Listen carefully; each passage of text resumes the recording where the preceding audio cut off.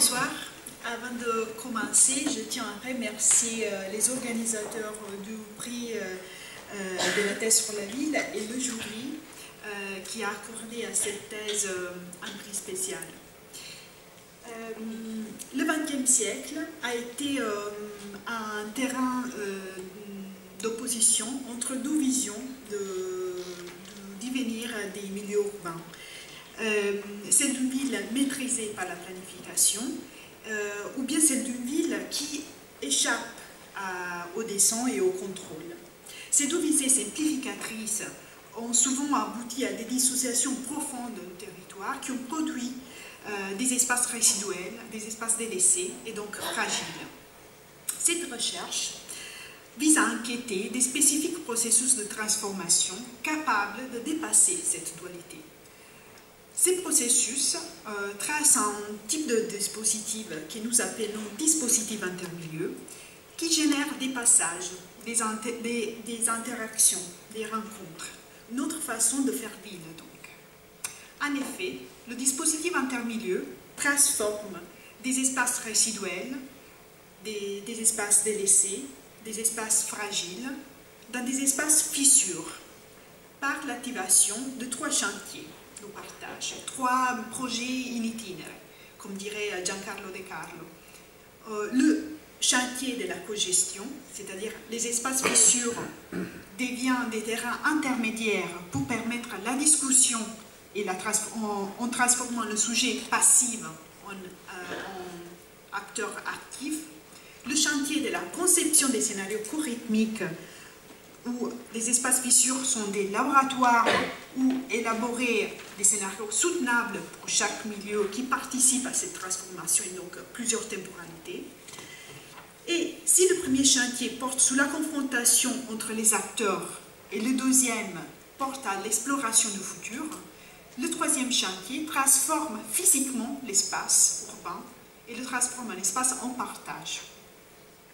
Dans chaque contexte spécifique, à travers ces trois chantiers de partage, le dispositif intermilieu engendre des projets urbains ouverts, des dispositifs intermilieux in situ, dans le contexte, capables d'intégrer les transformations imprévues et donc d'intégrer le changement.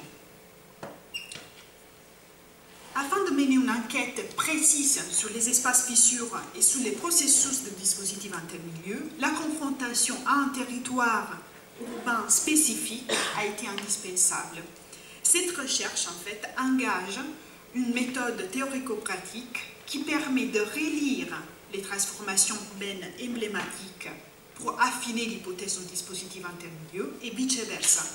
C'est-à-dire, nous testons le dispositif intermilieu en tant que concept opératoire pour décrypter les transformations du système urbain, mais en même temps, l'enquête sur et dans le territoire nous a mis à l'épreuve et a affiné le concept du dispositif intermilieu. À cet égard, la ville de Milan nous est apparue un territoire d'études passionnant.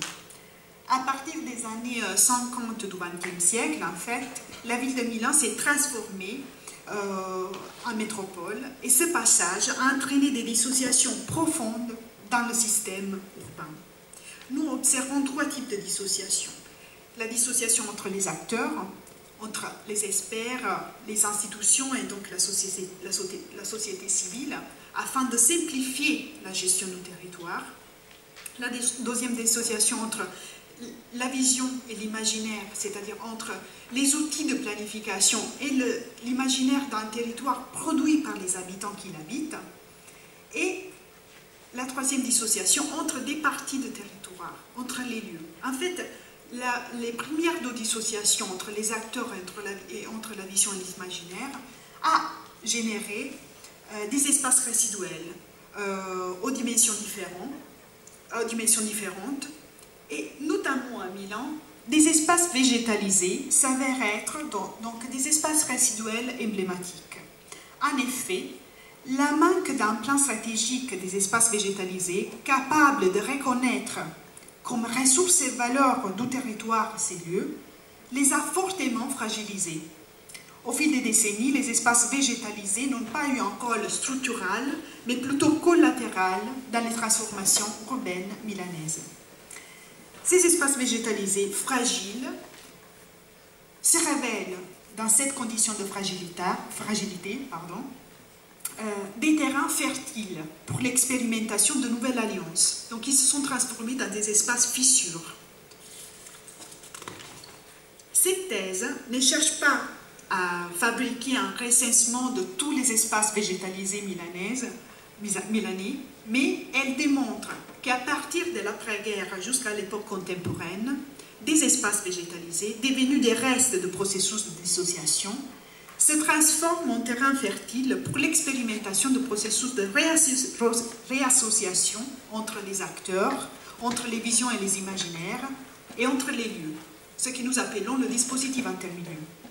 Donc nous avons mené une enquête qui a mis en connexion 25 transformations d'espaces végétalisés, qui nous semble expérimenter donc ce processus du dispositif intermilieu, qui nous a permis aussi de définir qu'est-ce que c'était un dispositif intermilieu.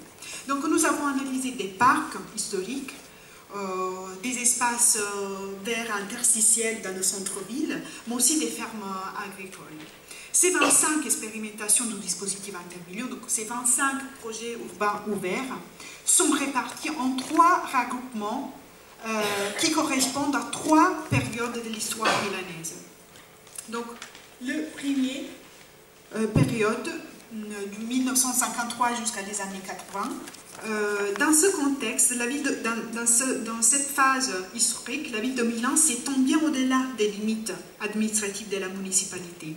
Et pour compenser la densification urbaine massive, la planification intercommunale propose la réalisation de parcs, bien que cette stratégie se révèle insoutenable au regard des coûts de réalisation. Portée par un esprit révolutionnaire, des associations, des habitants, mais aussi des élus institutionnels, proposent des modes alternatifs devenus des manifestes, de mise en chantier des parcs urbains et de régénération d'espaces végétalisés. En cette phase, l'espace végétalisé, en fait, est vécu en tant que manifeste pour la contre-proposition à l'étalement urbain. La deuxième phase, c'est à partir des années 80 jusqu'à l'élection communale de 2011. Dans cette phase, la ville de Milan se transforme par zone. Dans ce contexte, la ville semble se transformer par 2 niveaux parallèles. La ville des institutions et la ville de la société civile du territoire.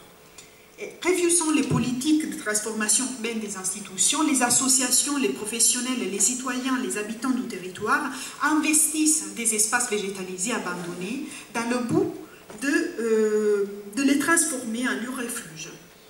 En fait, dans cette phase, l'espace végétalisé, selon les transformations que nous avons analysées, est vécu en tant que refuge pour la construction d'oasis urbains. La troisième phase correspond à les années 2011 jusqu'à les années 2016. En fait, en 2011, les élections communales installent un changement de stratégie politique de la municipalité de Milan. Le nouveau conseil communal s'appuie sur la recherche de mise en œuvre d'un dialogue subtil avec l'expérience animant la société milanaise. Dès 2011, l'expérimentation des dispositifs intermilieux se multiplie et celle activée dans les années précédentes devient des pratiques exemplaires. Donc des espaces végétalisés, les plus petites zones de verre interstitiel jusqu'aux étendues les plus importants, semblent se métamorphoser en laboratoire d'expérimentation. Donc dans cette phase, l'espace végétalisé est vécu en tant que laboratoire pour la planification urbaine en partage. Cette recherche en profondeur dans le territoire milanais nous a permis de faire émerger qu'existe une synergie profonde entre les 25 transformations enquêtées. En fait, on observe une sorte de contamination virtueuse entre les projets urbains ouverts qui génèrent des connexions rhizomiques à plusieurs échelles du territoire. Ces connexions dessinent des cartes, ce que nous avons appelé constellations cartographiques. Ces constellations cartographiques représentent des liens immatériels et matériels. Immatériels, les liens immatériels expriment la mise en mouvement des expériences entre les nombreuses transformations analysées. En effet, la plupart de ces transformations sont nées dans des conditions de forte précarité, les obligeant aussi à chercher des soutiens afin de se réaliser. Les liens matériels se tissent grâce à la proximité géographique entre les espaces fissures en transformation. Cette proximité, en fait, encourage la conception de projets communs pour les parties élargies du territoire. Ces deux types de constellations, donc les constellations immatérielles et matérielles, ne sont pas seulement une technique de représentation graphique de l'existant, mais elles arpentent des nouveaux espaces possibles de vie, de connaissances, mais aussi d'action. En effet, elles cherchent à orienter les transformations urbaines futures à travers les différentes lectures du système urbain qu'elles rendent visibles. Pour conclure, deux constatations et une ouverture. Nous constatons que la grande effervescence de la société civile et la constitution d'un regroupement très hétérogène d'acteurs engagés dans la transformation des politiques et de l'espace urbain montrent clairement le passage de la participation en tant que processus inclusif à la contribution en tant que processus coopératif. Cette recherche ne cherche pas à argumenter la négation du projet de ville et son inutilité face à l'émergence du dispositif intermilieu en tant que processus qui s'autogénère dans le territoire.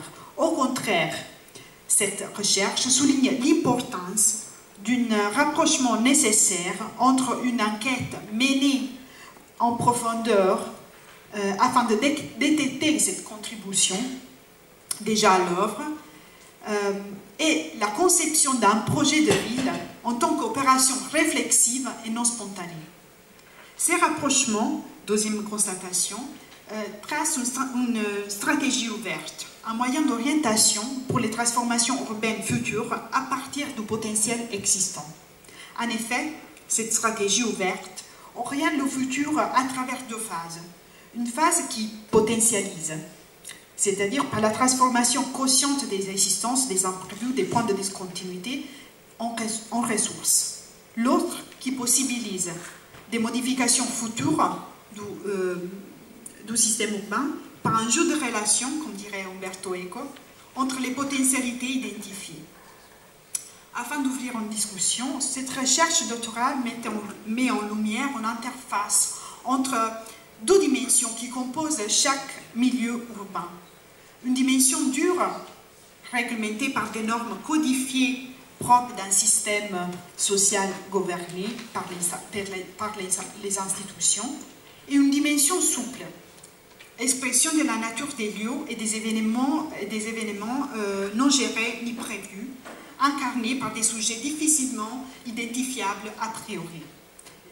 Donc, le dispositif intermilieu cherche à expérimenter une interface possible entre ces dimensions dures et souples afin de faire émerger et intercepter les transformations virtuoses déjà à l'œuvre, déjà actives, et afin de mettre en question les visions approuvées et de changer les directions peut-être approuvées.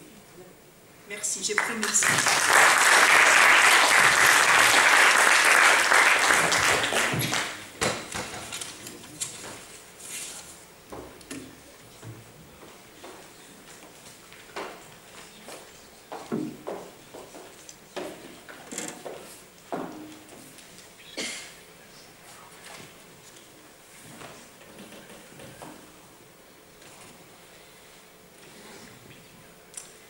Bonsoir à tous. Moi, je voulais vous dire à quel point cette thèse, en fait, m'avait passionnée, la lecture. Elle m'a passionnée parce que c'est une construction extrêmement savante. avec presque comme une invention musicale de Bach, avec plusieurs voix. Donc on a bien une définition théorique sur cette notion d'intermilieu, et qui est bien définie de façon théorique. Et puis ensuite, au fil des différents chapitres, cette notion est confrontée à différentes phases de la planification urbaine de Milan, puisque c'est le cas de figure qui est proposé.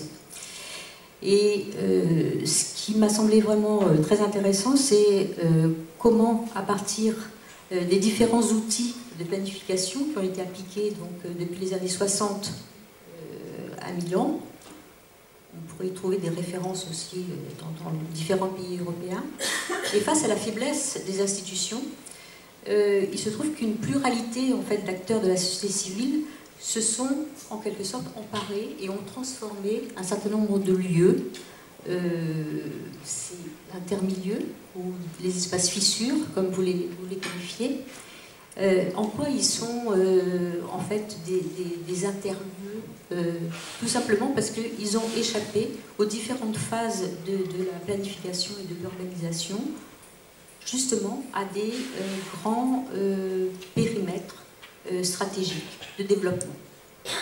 Donc les institutions ne s'en occupaient pas puisqu'ils étaient concentrés sur les différents projets de développement pour faire le développement de Milan et la hisser en tant que métropole. Et ce qui est très intéressant dans la thèse, c'est que vous découpez donc les trois phases importantes liées à des grands documents d'urbanisme stratégique du développement de Milan, qui correspondent aux séquences que vous nous montrez. Et dans le même temps, ces espaces végétalisés sont incarnés en quelque sorte par un certain nombre de personnes de la société civile qui donnent réponse en fait à ces grands mouvements de phase de l'urbanisation. Donc vous ne l'avez pas tout à fait bien mentionné, mais la première phase qui était une phase, me semble-t-il, voilà, de développement complètement exponentiel, sans problème de ressources. Le contrepoint dans ces espaces végétalisés, c'est que la société civile, voilà, essayait de comprimer l'étalement urbain. Ça, c'était la réponse, en quelque sorte, au premier plan de planification de Milan. Puis ensuite, il y a eu peut-être un travail aussi sur la notion de patrimoine, d'histoire même de Milan, et certains ont ressenti le besoin de revenir à un travail sur l'agriculture. Vous avez bien montré les différentes fermes, et dans ces fermes, on retrouve en fait toute une activité liée à l'agriculture. Et sur la dernière phase, les collectivités s'intéressent à l'émergence en fait de l'ensemble de ces nouveautés et veulent les intégrer complètement dans la façon de produire la ville. Et vos différentes planches où vous montrez le lien entre les différents lieux végétalisés me semble extrêmement intéressant voilà, à mettre en avant. L'autre aspect aussi qui est somme toute extrêmement fort, c'est qu'en définitive, à travers les différentes variétés de situations que vous nous décrivez à travers le temps, c'est assez extraordinaire de pouvoir avoir ce recul entre 1958 et 2016. On a un panel vraiment extrêmement intéressant. 25 sites sont extrêmement bien analysés.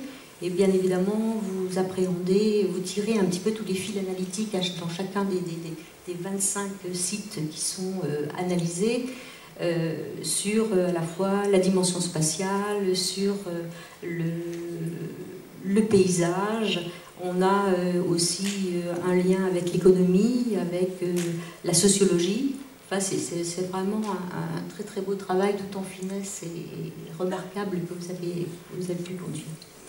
Au-delà de tout ça, me semble-t-il, le grand intérêt de cette thèse, c'est en fait de nous interroger sur la façon dont on habite. C'est cette interrogation-là, je crois, qui est extrêmement importante.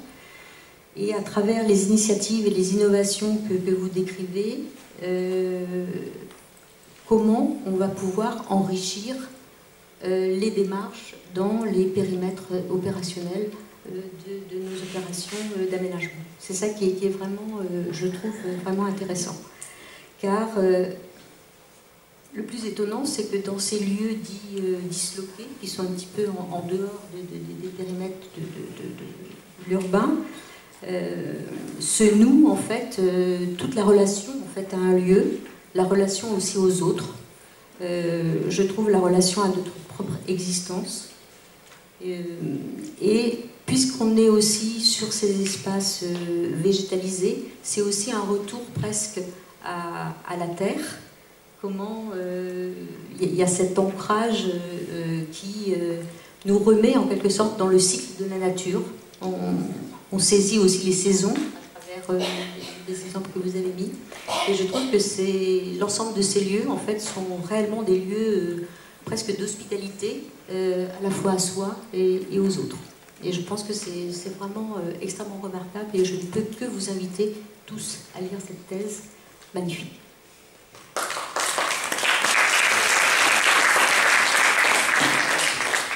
Alors, je vous remercie pour ces descriptions et ces commentaires. En fait, moi, je voudrais juste ajouter quelque chose à propos de la riche variété de ces cas d'études qui n'était pas facile à investiguer et à tenir ensemble. Mais en fait, c'était vraiment l'hypothèse du dispositif intermédiaire qu'on a fabriqué à travers la description et l'enquête du territoire qui a permis de rassembler des cas d'études très différents entre eux. Parce qu'en fait, comme j'ai dit, j'ai travaillé sur des parcours historiques,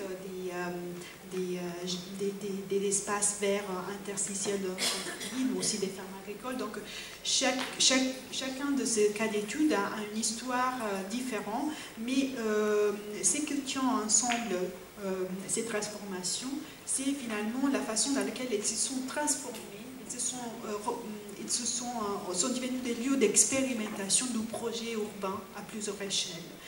Et donc, la définition de ces trois chantiers du partage s'est révélé un moyen, un outil de description de ces lieux très pertinent. Parce qu'en fait, chacun de ces lieux, dans la différence et dans l'hétérogénéité de ces cas d'études, chacun de ces lieux a permis en fait la collaboration entre acteurs très différents, par exemple. Donc, la société civile, les institutions, les associations. Donc, pour chacun de ces cas d'études, on voit des regroupements très hétérogènes, très variés. Et donc, ça c'est possible parce qu'en fait, le deuxième chantier, qui c'est le chantier de l'élaboration des scénarios chorythmiques, permet d'imaginer le futur, mais sans produire des images figées, fixes dans le temps, mais c'est plutôt des processus qui sont élaborés par étapes, adaptables. Et donc, comment dire, cette façon de procéder, cette façon d'imaginer le futur permet aussi l'inclusion et l'exclusion de plusieurs acteurs le long de la transformation de cet espace. Et le troisième, c'est la création, la fabrication des territoires de la coexistence, permet de transformer ces lieux délaissés, résiduels et fragiles dans des lieux où plusieurs sujets arrivent à partager le même espace. Donc, sujets très variés, humains, mais aussi non humains. On a des citoyens qui, à travers ces lieux, expriment des besoins, des nécessités, donc arrivent à partager cet espace avec plusieurs acteurs et donc plusieurs sujets. Et le non-humain, parce que ces lieux que j'appelle espaces végétalisés, pas espaces verts, parce qu'en fait ils sont des espaces vivants, ils ne sont pas des espaces couleurs. laisse la place aussi à des sujets vivants qui ne sont pas humains. Et donc, ces lieux deviennent finalement des vrais lieux d'expérimentation de comment on peut vivre ensemble, en ville, de façon nouvelle, en traçant aussi des émergences, des nouvelles forces cohesives qui ont ensemble sujets très différents. Merci beaucoup. Alors moi, je voudrais d'abord vous remercier de votre thèse parce qu'elle fait mentir la présidente Françoise Pottier qui tout à l'heure indiquait qu'il y avait peu de thèses, il y avait beaucoup de thèses très françaises et faites par des Français. Alors ce n'est pas le cas ni dans un cas ni dans l'autre, donc c'est félicitations. Et également, je voulais juste rectifier, je ne m'appelle pas Claude Lacour, mais ça c'est complètement secondaire. Oui, je voulais surtout vous féliciter par rapport à votre thèse parce qu'elle est extrêmement intéressante en fait en traitant... en s'intéressant à ces failles, aux angles morts de la planification. Elle s'intéresse à toutes ces transformations qui se sont faites, vous le dites vous-même, de façon informelle, et qui ont créé des réseaux d'acteurs denses. Dans ces quelques mots, en fait, vous résumez sont résumés en fait l'essentiel et résumer l'essentiel de votre thèse. Et on pourrait presque dire que ça pourrait constituer une thèse sur l'urbanisme transitoire, au fond. Mais au fond, ce qu'on appelle l'urbanisme transitoire aujourd'hui est assez pauvre et très faible par rapport à ce que vous montrez dans votre travail, notamment, qui est beaucoup plus riche, beaucoup plus complexe, et en particulier je pense qu'une des richesses de votre travail c'est d'intégrer cette trajectoire historique dans l'analyse un petit peu de ces espaces interstitiels émergents à côté de la planification. Et donc ces espaces-là, vous l'avez redit dans votre présentation, ils sont nés dans la dispersion, ils sont nés dans la fragmentation, dans ces processus d'une métropolisation très rapide, ils sont nés aussi des crises industrielles, manufacturières dans la région de Milan. Et donc, vous nous faites traverser cette planification à travers ces différentes générations. Et donc, ce qui est très intéressant, c'est que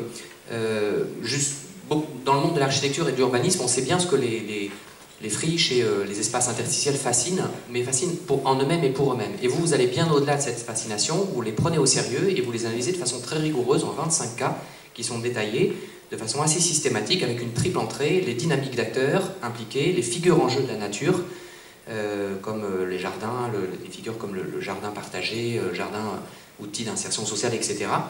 Et également les temporalités. Et donc c'est systématiquement, vous reprenez ces 25 cas et vous les traversez à travers ces trois générations que vous nous avez resituées. Le manifeste, qui correspond un peu à cette planification dominante, triomphale. Le refuge, à cette planification chamboulée par la crise des années 80. Et puis le laboratoire, où là on est dans quelque chose de beaucoup plus modeste et finalement une façon de faire et une façon de chercher des voies alternatives à la planification, on va dire, assez assurée. Moi, c'est le premier aspect qui m'a beaucoup intéressé dans votre travail. Le deuxième aspect, c'est les conclusions. Dans les conclusions, la dernière partie, une des dernières parties que vous appelez constellation cartographique, que vous avez présentée. Alors, vous avez été assez séduite par l'exposition de Bordeaux, qui s'appelait Constellation. Et en fait, c'est assez... Moi, j'ai trouvé ça, honnêtement, assez malin, c'est-à-dire de s'appuyer sur cette exposition pour vous dire, au fond, ces 25 cas que je vous ai traités, je ne les ai pas fait comme on le fait classiquement dans une thèse où on met 25 cas bout à bout, puis au final, on tire des conclusions. Pas du tout. En fait, en termes de méthodologie, je trouve ça très instructif. En analysant les outils mobilisés, les modes de vie revendiqués, vous montrez comment tout ça fait système. À côté de la façon dont s'organisent des circulations de modèles, de bonnes pratiques, vous montrez en fait comment ça fait système. Ça, je trouve que c'est vraiment fascinant. C'est-à-dire que ces opérations, mises bout à bout, en fait, communiquent entre elles par des réseaux informels. C'est ce que vous appelez le dispositif intermédiaire au fond. C'est-à-dire, au fond, il y a des connexions entre tout ça, les gens échangent, partagent des expériences, il y a des circulations, il y a des réactivations, et à travers ces 25 cas, finalement, ça fait système. Et ça, je trouve extrêmement fascinant, presque visionnaire par rapport à la planification d'aujourd'hui, interrogé par ces formes un peu alternatives de planification, parce qu'on se dit, mais au fond, si tout ça prenait vraiment dans un contexte de démantèlement de la planification, pour être assez catastrophiste, au fond, ça serait un monde, que serait un monde post-planification? Et je trouve que ça nous permet un peu, ça nous dégage un peu, il y a des aspects assez visionnaires dans votre travail, je trouve, par rapport à ça, qui sont extrêmement intéressantes, et pour le coup, qu'on peut recommander qu'à toutes les personnes qui s'intéressent un peu à ces sujets de urbanisme transitoire, friche, etc. Donc je trouve que ça, sur ce plan-là, c'est vraiment séduisant. Puis surtout, on se dit, on n'est pas vraiment convaincu par cet aspect par exemple, l'outil Constellation. Puis finalement, c'est ça, en fait. C'est des réseaux d'acteurs, des réseaux d'échange, de partage, et vous montrez toutes ces réactivations à travers ces 25 cas. Donc au fond, j'aurais juste une toute petite question à vous poser, puisque ce n'est pas une thèse française et francophone, évidemment, mais en tout cas qu'elle a été faite sur une ville qui n'est pas française. Je m'interrogeais en fait si vous pouviez revenir éventuellement sur ce que c'est que le mouvement anti-urbanisme. Il me semble qu'il y a des choses intéressantes à dire autour de ça. Et voilà, je ne sais pas si... Alors, à propos de... Je vais répondre à votre question, mais je pense que je peux ajouter quelque chose à propos de l'urbanisme transitoire, parce qu'en fait, j'ai une autre proposition à vous faire, c'est-à-dire, je pense que cette thèse parle d'un urbanisme de situation. C'est en fait, cette thèse cherche à faire émerger, à détecter des transformations qui sont déjà à l'œuvre, mais proposant un rattachement très important entre ces transformations de situations très spécifiques dans le contexte et un projet urbain en tant que projet réflexif, non spontané. Donc, à partir d'une base théorique très importante, répartir à l'existant, faire émerger des situations très particulières qui transforment physiquement. C'est pour ça que je parlais de contribution et pas de participation. Et donc, c'est à partir de l'interaction avec ces contributions qui sont déjà à l'œuvre, l'urbanisme se peut se réinterroger et donc devenir un urbanisme de situation, pas un urbanisme de planification. À propos des constellations, je trouve, je voulais ajouter juste une chose qui est juste pour raconter comment le concept des constellations cartographiques est né. Je pense, j'avais travaillé les 25 ans d'études en profondeur et sans trop penser à les connexions qu'il y avait entre eux. Et après, ces constellations sont apparues un peu pour magie. C'est comme Dewey, il parle de l'appréhension dans son bouquin qui est La logique. John Dewey parle d'appréhension de la connaissance. Et c'est comme quelque chose qu'on apprend de façon un peu spontanée dès qu'on est concentré sur autre chose. Et donc ces constellations sont apparues. J'ai dessiné cette carte avec beaucoup de vélocité parce que c'était quelque chose que j'avais avec beaucoup de vitesse parce que j'avais appris mais je n'avais pas encore restitué. Par rapport à la question que vous posez, c'était sur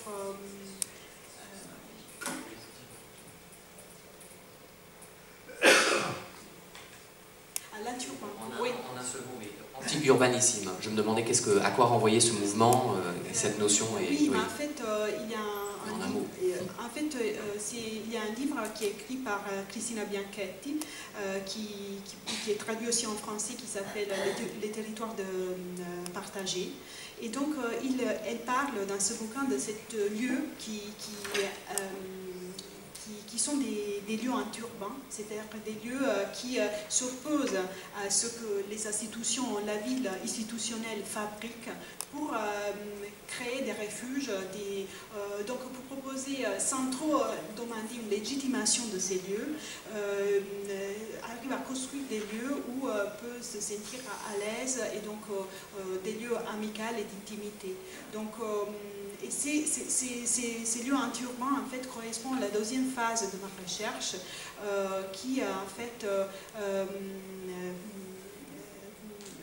où en fait la ville institutionnelle propose des transformations qui sont très loin du territoire et de la société civile. Et donc, en ce moment, la société civile fabrique des alternatives, des espaces anti-urbains, c'est-à-dire qui ne sont pas reconnus par la ville institutionnelle. Merci beaucoup. Peut-être on a des questions dans la salle, des personnes qui souhaiteraient vous poser. Alors, on a un tout petit peu de temps. Non? Oui. Bonsoir, merci beaucoup pour cette présentation, c'était passionnant. Petite question à propos de votre titre. Je suis étonnée de voir que vous avez choisi le terme d'espace végétalisé. Vous avez précisé à l'instant que c'était parce que pour vous c'était des espaces vivants et non des espaces verts.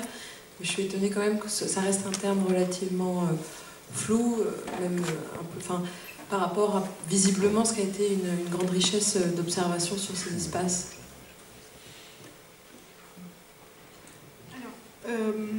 Oui, en fait, finalement, ils sont des espaces vivants. En fait, Mais je voulais bien tenir ces mots végétalisés parce qu'en fait, c'est vraiment une péculiarité de la ville milanaise d'avoir dans ces lieux ces espaces végétalisés, ces types d'expérimentation qui donc proposent d'autres manières de penser le projet urbain. Donc c'est vrai que j'aurais pu, mais de fond, dans ces mots espace végétalisé, il y a, c'est vrai, cette complexité qui parle aussi du système urbain en tant que système complexe, donc un système vivant, composé par plusieurs composants qui cherchent et nécessitent donc l'échange entre les plusieurs sujets qui participent à ce système. Donc oui, c'est vrai que peut-être il faut travailler un petit peu mieux sur ces définitions. Merci. Alors rapidement encore, on a un tout petit peu de temps. Vous faites vos questions, c'est ça le deux? C'est une question. Ah, très bien. À moi qui passe trop long. Bon, je vais faire court. Bonjour, Lionel Prigent, Institut de géoarchitecture à l'Université de Brest. Je m'interrogeais sur une chose. Vous n'avez pas du tout parlé de ce qu'était la position en fait de la municipalité et des décideurs par rapport à ceci. Je pense que c'est sans doute présent dans la thèse, mais je représentais un peu la situation comme étant finalement une forme de transgression. Mais quand on est en situation de transgression, on a aussi un moment jusqu'où on peut aller. Il y a la transgression, puis il y a l'acceptation de la transgression. Et donc, où est-ce qu'on se situe et quelles sont finalement les relations, peut-être les aides, peut-être les soutiens, ou peut-être les critiques, ou peut-être les objections et les limites qui sont posées et qui sont décidées par les acteurs publics. Je vous remercie pour cette question parce qu'en fait, ça complète un peu la description de ce travail de recherche. En fait, le travail que j'ai fait de regroupement des cas d'études et le travail de description de transformations qui sont nées aussi si loin dans le temps, donc là, les années 60 et 70, c'est parce que je voulais bien montrer comment le rapport entre la société civile et les institutions est changé dans le temps. En fait, dans la première phase, donc, où on a cet étalement important, densification importante de la ville de Milan, cette contre-proposition sont nées avec un dialogue avec les institutions. Donc, ce sont des contre-propositions qui se proposent à la municipalité pour dire, voilà, nous proposons notre façon de faire la ville. Et donc, dans ce contexte, le Parco Nord, Bosco Incita et Parco del Vicinello sont nés et sont nés dans une situation de légitimité. La deuxième phase, donc entre les années 80 jusqu'à les années 2000, il y a vraiment il y a ces deux niveaux de ville, donc la vie des institutions et la vie de la société civile. Et donc, il y a les transformations qui sont faites par la société civile sur ces espaces, même en interstitial, en centre-ville, ne cherchent pas en fait l'interaction avec la municipalité et se réalisent même sur des espaces publics, donc qui sont de la propriété de la municipalité, mais sans trop demander l'autorisation et donc il se réalise finalement des lieux anti-urbains. Donc, et la ville des institutions est aussi bien concentrée par d'autres projets majeurs qui interrogent les infrastructures, les logements, les espaces industriels qui ne sont pas nécessairement intéressés à légitimer ces micro-transformations. Dans la troisième phase, par contre, il y a finalement un point de dialogue entre la municipalité et la société civile. Donc en fait, il y a toute une production d'outils qui arrive à légitimer des transformations qui ont été eues aussi dans les années précédentes. Donc, et à partir de ce moment, il y a, comme je disais, une multiplication de ces transformations de ces types, parce qu'en fait, il y a tout un travail de bricolage entre ce qui a été déjà fait dans le territoire et comment les institutions peuvent encourager des transformations dans ce sens, et même aider des transformations qui ont aussi des problèmes à se réaliser pour des problèmes de coût, de réalisation. Merci. On va peut-être passer à la séquence suivante. Tu voulais, Merci beaucoup. Il faut quand même que je puisse, oui, comme j'ai l'honneur de vous remettre votre prix de thèse spécial, votre prix spécial sur la ville.